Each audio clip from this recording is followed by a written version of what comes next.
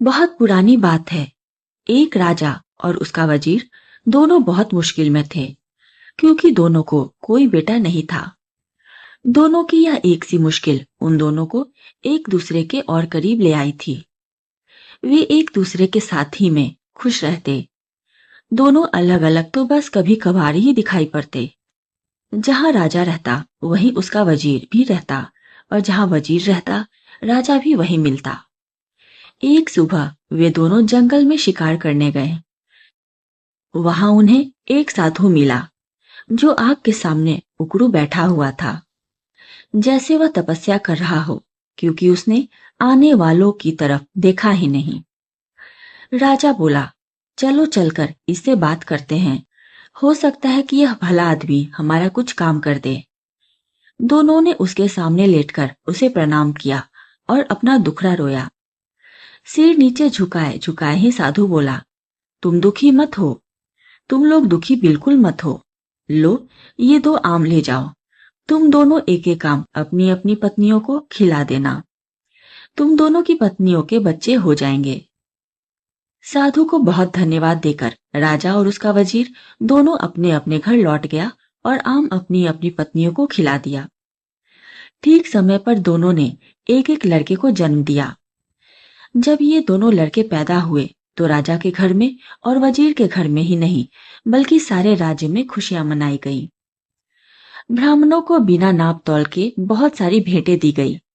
गरीब लोगों को खाना खिलाया गया। सारे कैदी छोड़ दिए गए। देश में ऐसा समय पहले कभी नहीं देखा गया था। जैसा कि सोचा जा सकता है, दोनों घरों में दोनों बच्चों की खास देखभाल की गई। जब वे बहुत छोटे थे तो उनकी देखभाल के लिए कई दासियां रखी गईं, और जब वे कुछ बड़े हो गए तब उन्हें कई शिक्षक पढ़ाने के लिए रखे गए। उन्हें सब तरह की शिक्षा दिलवाने के लिए किसी पैसे या कोशिशों में किसी तरह की कोई कमी नहीं बरती गई। इससे वे दोनों शिक्षा और कला में बहुत अच्छे निकले। अपने पिताओं की तरह उन दोनों में भी गहरी दोस्ती थी। एक दिन वे दोनों शिकार खेलने के लिए एक साथ जंगल में गए। वहां वे दोनों घंटों तक शिकार की खोज में घूमते रहे। काफी देर बाद राजकुमार बहुत थक गया और उसे प्यास भी लग गई। वे अपने घोड़े से उतर गए और उन्होंने अपने अपने घोड़े एक पेड़ से बांध दिए। राजकुमार वहीं घोड़ों के पास बैठ गया और वजीर का बेटा पानी की खोज में चल पड़ा। उसे जल्दी ही छोटी सी नदी मिल गई। वह राजकुमार की प्यास को तो भूल गया और उस नदी के स्रोत को ढूंढने चल पड़ा। वह 1-2 मील ही गया होगा कि उसे उसका स्रोत मिल गया। वहां उसने एक बहुत सुंदर परी को एक शेर के पास बैठा देखा। उसने यह भी देखा कि वह शेर उस परी से डरा हुआ है। यह दृश्य देखकर तो वह आश्चर्य से चौंक गया और इसे बताने के लिए राजकुमार के पास दौड़ गया। साथ में उसने राजकुमार को पिलाने के लिए थोड़ा सा पानी भी साथ ले लिया।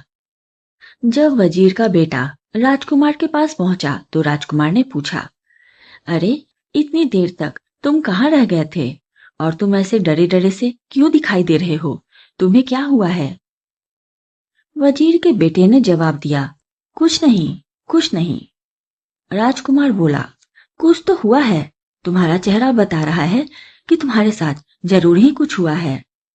तब वजीर के बेटे ने उसे बताया कि उसने एक बहुत सुंदर लड़की देखी है। वह शेर के पास बैठी हुई थी और वह शेर उससे बहुत डरा हुआ लग रहा था।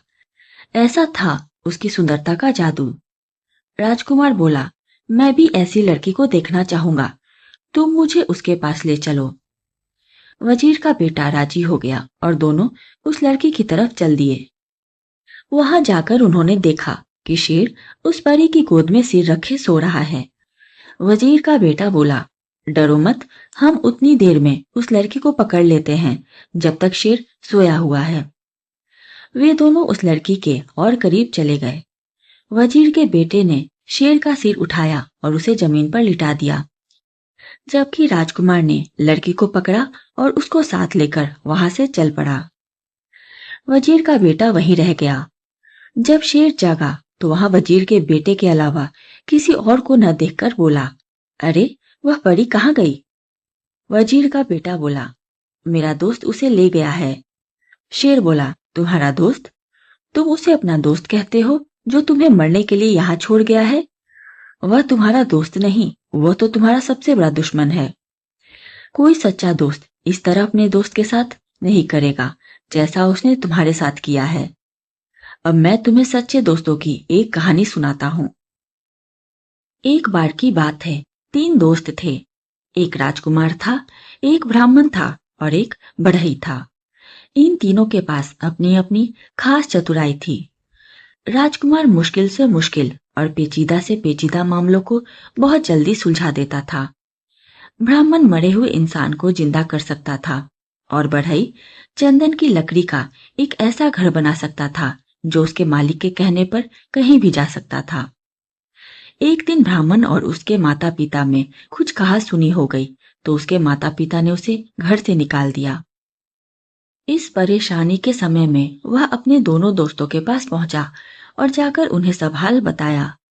उसने उनसे कहा कि वे उसके साथ किसी दूर देश चलें। राजकुमार और बढ़ई दोनों राजी हो गए और तीनों वह देश छोड़कर वहां से कहीं और चल दिए। वे लोग बहुत दूर नहीं गए थे कि राजकुमार किसी वजह से रुक गया, पर बढ़ई और ब्राह्मण आगे बढ़ते गए। कुछ देर बाद राजकुमार तेजी से आगे चला ताकि वह अपने दोस्तों को पकड़ सके, पर बदनसीबी से वह दूसरे रास्ते पर चला गया और उन्हें न पा सका। वह इस आशा में चलता रहा कि वह अपने दोस्तों को ढूंढ लेगा, पर जब काफी दूर जाने पर भी वे उसे नहीं मिले तो उसे लगा कि उसके दोस्त तेजी से क्यों गए जब वह उन्हें पकड़ ही नहीं पाया। पर इस बीच ब्राह्मण और बढ़ई दोनों बहुत ही धीरे धीरे चल रहे थे और सोच रहे थे कि राजकुमार अब तक उन्हें पकड़ क्यों नहीं पाया। वे लोग तो बहुत धीरे जा रहे थे। आखिर यह सोचकर उन्होंने उसके आने की आशा छोड़ दी कि शायद उसे घर की याद आ रही होगी तो वह घर वापस चला गया होगा। चलते चलते राजकुमार एक बहुत बड़े मैदान में आ पहुंचा जिसके बीच में एक बहुत बड़ी और शानदार मकान खड़ी थी। उसने सोचा, यहाँ कौन रहता है? यकीनन कोई ताकतवर आदमी ही रहता होगा।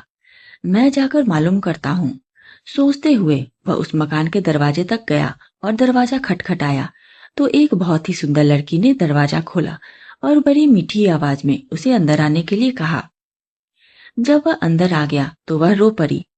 राजकुमार ने उससे उसके रोने की वजह पूछी तो वह बोली, तुम्हारी सुंदरता और तुम्हारी जवानी देखकर मुझे तुम पर दया आती है। अनजाने में ही तुम अपनी मौत के मुंह में आ फंसे हो। तुमने यहाँ आने से पहले यहाँ के बारे में जानने की कोशिश क्यों नहीं की? क्या तुम्हें पता नहीं कि यहाँ एक राक्षस रहता है जिसने कई मीलों दूर तक के सारे आदमियों को खा लिया है? अफसोस, अब तुम्हें मैं क्या बताऊं, मुझे डर है कि वह तुम्हें भी खा जाएगा। राजकुमार बोला, नहीं नहीं, तुम इतनी नाउम्मीद न हो, धीरज रखो, मुझे उसके बारे में कुछ बताओ तो शायद मेरी जान बच जाए। वह लड़की सिसकते हुए बोली, पर मुझे पता नहीं कि मैं तुम्हारी सुरक्षा के लिए क्या करूं। फिर वह उसे मकान के पीछे वाले कमरे की तरफ ले गई और उसमें रखे एक बड़े बक्से में उसे बंद कर दिया और उससे बोली, अब तुम यहाँ तब तक चुपचाप रहो जब तक मैं यहाँ दोबारा आती हूँ। भगवान तुम्हारी रक्षा करे। शाम को राक्षस लौटा तो उसकी तेज सूंघने की ताकत ने उसे बता दिया कि वहीं कहीं कोई इंसान मौजूद था। उसने लड़की से पूछा कि क्या तुम्हारे अलावा यहाँ कोई और भी इंसान है? कौन है? वह कहाँ है? जल्दी बताओ, मुझे बहुत जोर की भूख लगी है। लड़की बोली, लगता है आज तुम्हारी तबीयत ठीक नहीं है। यहाँ कोई इंसान नहीं आया। तुम क्या समझते हो कि यहाँ आने की कोई हिम्मत करेगा जो सारी दुनिया के लिए भयानक है? यह सुनकर राक्षस चुप हो गया। लड़की ने देखा कि उसके शब्दों का असर उस पर हो गया है तो उसकी हिम्मत और बढ़ गई। लड़की को उससे मजाक सूझी तो उसने उससे उसकी जिंदगी के बारे में कुछ और जानना चाहा। वह बोली, तुम मुझे रोज इस घर में अकेला छोड़ जाते हो और जब तुम चले जाते हो तो मुझे यही पता नहीं होता कि तुम कब वापस लौटोगे। कभी कभी मुझे लगता है कि शायद तुम कभी वापस नहीं लौटोगे और तब मैं सोचती हूँ कि मैं किधर जाऊंगी, क्या करूंगी। तुम्हारी वजह से लोग मुझसे नफरत करते हैं तो मुझे लगता है कि किसी दिन वे मुझे मार डालेंगे। तुम ही मुझे बताओ कि क्या मुझे डरने की कोई जरूरत नहीं है। राक्षस बोला, प्रिय, रो मत। तुम्हें डरने की कोई जरूरत नहीं है, क्योंकि मैं कभी नहीं मरूंगा। फिर उस मकान के एक बहुत बड़े खंबे की तरफ इशारा करते हुए वह बोला, जब तक यह खंबा न टूट जाए मैं नहीं मर सकता। पर यहाँ कौन है जो यह बात जाने। अगली सुबह जैसे ही राक्षस बाहर गया, वह लड़की गई और उसने राजकुमार को आजाद कर दिया और उसे रात वाली सारी बातें बताई। राजकुमार यह सब सुनकर बहुत खुश हुआ। वह बोला, बस यही समय है, मैं इस खंभे को तोड़ देता हूँ और उस राक्षस को मार देता हूँ। ऐसा कहकर उसने खंभे को मार मार कर तोड़ दिया, जब तक कि उसके सैकड़ों टुकड़े न हो गए। ऐसा लग रहा था कि राजकुमार की हर चोट सीधी राक्षस पर पड़ रही थी, क्योंकि जैसे ही वह खंभे को मारता था, राक्षस बहुत जोर से चिल्लाता था। जब खंभा टूटकर गिर गया तो राक्षस भी मर गया। अब राजकुमार उस सुंदर लड़की के साथ उस घर में रहने लगा। आसपास के लोग उसे राक्षस को मारने के लिए धन्यवाद करने के लिए आए। उसके बाद उस देश में शांति और खुशहाली छा गई। आसपास की जमीन में फिर से खेती होने लगी, गांव बसने लगे, वातावरण में लोगों की हंसी और संगीत गूंजने लगी। पर सच्ची खुशी हमेशा के लिए तो नहीं रहती। एक दिन वह लड़की अपने घर की एक खिड़की के सामने अपने बाल संवार रही थी। बाल संवार कर कंघी उसने खिड़की की दीवार पर रख दी कि एक कौवा वहां आया और उस कंघी को लेकर उड़ गया। वह उसे बहुत दूर समुद्र के पास लेकर उड़ गया और वहां जाकर कंघी को पानी में गिरा दिया। कंघी को एक बड़ी सी मछली ने निगल लिया और उस मछली को इत्तेफाक से एक मछियारे ने पकड़ लिया। उसने देखा कि मछली बहुत बढ़िया थी, सो उसे वह राजा के महल में राजा के खाने के लिए दे आया। जब रसोइया मछली साफ कर रहा था तो उसे उसके पेट में एक कंघी मिली। उसे यह बड़ा अजीब सा लगा, सो वह उसको राजा के पास ले गया। राजा ने जब वह कंघी देखी तो उसने उसके मालिक से मिलने की इच्छा प्रकट की। उसने चारों तरफ अपने आदमी भेजे कि वह उस कंघी वाली का पता लगा कर लाए और बहुत बड़ा इनाम देने का वायदा किया जो उसे उसके पास लाएगा। कुछ समय बाद एक स्त्री मिली जिसने कहा कि वह उस कंघी को पहचानती है और उसने यह वादा भी किया कि वह उस कंघी की मालकिन से राजा को मिलवा देगी। स्त्री राजकुमार की पत्नी से मिली और बहुत जल्दी ही उनके परिवार में घुल मिल गई। इतना ही नहीं, बल्कि उस स्त्री को उन्होंने घर में रहने के लिए भी बुला लिया, जो उसने तुरंत ही स्वीकार कर लिया। उसने देखा कि जब तक राजकुमार जिंदा है तब तक वह अपने उद्देश्य में सफल नहीं हो सकती, तो उसने राजकुमार को जहर दे दिया और हकीम को रिश्वत देकर उसकी पत्नी से कहलवा दिया कि वह अपनी मौत ही मरा है। राजकुमार की पत्नी तो राजकुमार की मौत पर बहुत दुखी हुई और बहुत रोई। उसके इतना दुखी होने पर तो लोगों को लगा कि वह भी मर जाएगी, पर उसने उसकी लाश को नहीं छोड़ा।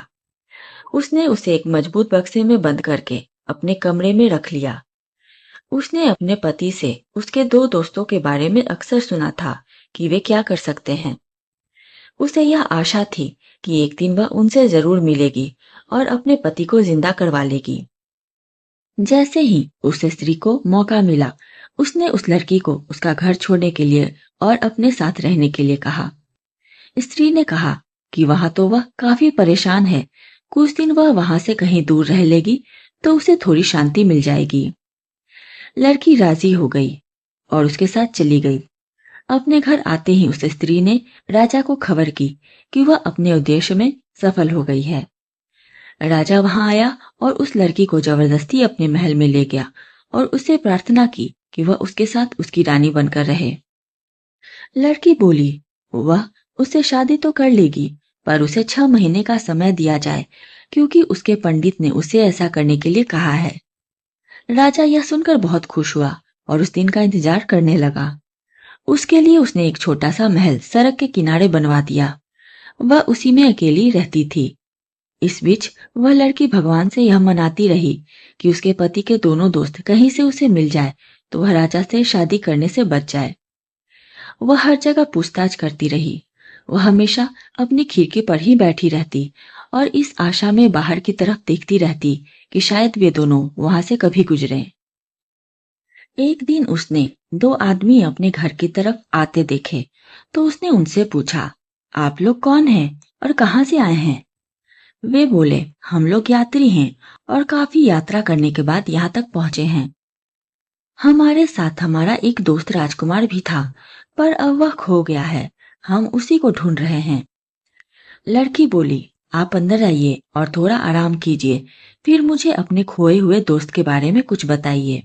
शायद मैं आपके खोए हुए दोस्त को ढूंढने में आपकी कुछ सहायता कर सकूं। वे दोनों महल में चले गए और उस लड़की के पास बैठकर उन्होंने उसे अपनी सारी कहानी बताई। लड़की बोली, भगवान का लाख लाख शुक्र है कि आप लोग यहाँ हैं, पर मुझे अफसोस है कि राजकुमार तो मर चुका है। ब्राह्मण बोला, उसकी आप चिंता न करें, मैं उसे जिंदा कर लूंगा। भगवान का बहुत धन्यवाद है कि हम ठीक जगह पर पहुंच गए। भगवान आपकी हर इच्छा पूरी करे। आप हमें राजकुमार का शरीर दिखा दीजिए। लड़की बोली, पर जरा ठहरिए, हमें बड़ी सावधानी से काम लेना है। इस देश के राजा को मुझसे बहुत प्यार हो गया है। मेरी प्रार्थना पर वह शादी के लिए 6 महीने तक मेरा इंतजार करेगा। 6 महीने पूरे होने वाले हैं और 6 महीने में पूरे होते ही वह मुझे यहाँ से ले जाएगा। हम लोगों को बड़ी ही सावधानी से काम करना है, क्योंकि राजा ने मेरे चारों तरफ बहुत सारा पहरा लगा रखा है। जो कुछ भी यहाँ होता रहता है, ये पहरेदार जाकर राजा को सब बताते रहते हैं। मुझे यकीन है कि आपका यहाँ होना भी राजा को पता चल गया होगा। अब देखना यह है कि हम यहाँ से निकले कैसे। बढ़ई बोला, आप डरिए नहीं। अगर आप मुझे जरा सा चंदन की लकड़ी का टुकड़ा ला दें तो मैं उससे एक ऐसा महल बना दूंगा जो उसके मालिक की इच्छा पर इधर से उधर आ जा सकेगा। लड़की बोली, ठीक है, मैं देखती हूँ। उसी समय लड़की ने एक दूत राजा के महल की तरफ एक संदेश लेकर भेजा। मैंने आपसे शादी करने का फैसला किया है। हमारी शादी का दिन पास आ रहा है। आप मुझसे खुश रहें। आप मुझे 300 मन चंदन की लकड़ी भिजवा दें। राजा ने तुरंत ही उसकी बात मानकर उसे 300 मन चंदन की लकड़ी भिजवा दी और बढ़ई ने उससे मकान बनानी शुरू कर दी। जब मकान बनकर तैयार हो गया तो लड़की ने राजा को एक और संदेश भेजा। ओ भले शानदार राजा, हमारी शादी का दिन अब पास आ रहा है, तो आप मेरी भाभी और ननद को यहाँ तुरंत आने की इजाजत दें। मैं अपनी शादी के बारे में उनसे कुछ सलाह लेना चाहती हूँ। राजा ने उसकी यह प्रार्थना भी मान ली। जैसे ही वे दोनों स्त्रियां उस लड़की के पास चंदन के मकान में पहुंची, वैसे ही बढ़ई ने उस मकान को राक्षस के मकान के पास जाने के लिए कहा। बढ़ई के कहते ही चंदन का मकान उड़ चला और वह इतनी बेआवाज उड़ा कि किसी को पता नहीं चला कि क्या हो रहा है। वे सब तो बस उसकी बनावट की ही तारीफ करने में लगे थे कि अचानक उन्होंने अपने आप को मरे हुए राक्षस के महल के पास पाया। लड़की ब्राह्मण को राजकुमार की लाश के पास ले गई। ब्राह्मण ने बस उससे अपना हाथ छुआया कि वह जिंदा हो गया। सब लोगों में खुशी की लहर दौड़ गई। सब लोग राक्षस के मकान में बहुत दिनों तक खुशी खुशी रहे। शेर ने अपनी कहानी खत्म करते हुए कहा, ओ वजीर के बेटे, जैसे वे ब्राह्मण और बढ़ई उस राजकुमार के दोस्त थे, वैसे लोग ही दोस्त होते हैं। राजकुमार की तो तुम बात मत करो, जो खुद तो परी को लेकर चला गया और तुम्हें यहाँ मरने के लिए छोड़ गया, उसे तुम अपना दोस्त मत कहो, वह तुम्हारा दोस्त नहीं। खैर, तुम मरोगे नहीं, मैं तुम्हें कोई नुकसान नहीं पहुंचाऊंगा, क्योंकि तुम्हारे दोस्त ने तुम्हें धोखा देकर पहले ही तुम्हारी दोस्ती और विश्वास को खत्म कर चुका है। इसलिए तुम अपने घर जाओ और शांति से रहो। वजीर के बेटे को शेर की बात पर यकीन हो गया और उसे बेहद दुख हुआ कि जिसे वह बचपन से दोस्त कहता था, वह उसे धोखा दे गया। वह वहां से वापस अपने घर के लिए रवाना हो गया। कहानी को अंत तक सुनने के लिए बहुत धन्यवाद। आशा करती हूँ ये कहानी आपको पसंद आई होगी। कहानी पसंद आई हो तो वीडियो को लाइक करें, शेयर करें और चैनल को सब्सक्राइब जरूर करें। धन्यवाद।